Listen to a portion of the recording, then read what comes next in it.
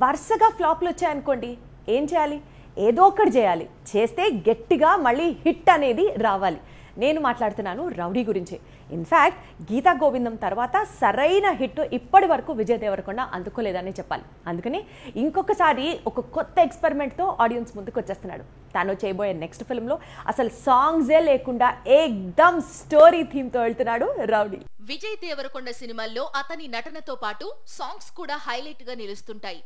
Cinema hit అయినా flop అయినా rowdy మూవీలో సాంగ్స్ అన్ని ఫ్యాన్స్ ను ఉర్రూతలూగిస్తుంటాయి. అలాంటి క్రేజీ హీరో నటించే కొత్త చిత్రంలో అసలు సాంగ్స్ లేకపోవడం అనేది ఇప్పుడు హాట్ టాపిక్ గా మారింది. లాస్ట్ ఇయర్ ఖుషి, ఈ ఇయర్ ఫ్యామిలీ స్టార్, అంతకుముందు లైగర్ ఫ్లాప్ కావడంతో ఇప్పుడు రౌడీ కంప్లీట్ గా చేంజ్ ఓవర్ కోరుకుంటున్నాడు. జెర్సీ దర్శకుడు గౌతమ్ తిన్ననూరి తెరకెక్కించే చిత్రంలో అస్సలు పాటలు లేకుండా సినిమా చేస్తున్నాడు. అయితే మూవీలో థీమ్ మ్యూజిక్ కు ఇంపార్టెన్స్ ఉంటుందని టాక్. గతంలో కార్తీ నటించిన ఖైదీ ఇలాగే ప్రేక్షకుల ముందుకు వచ్చింది. సరాసరి 100 కోట్ల వసూళ్లను చూసింది.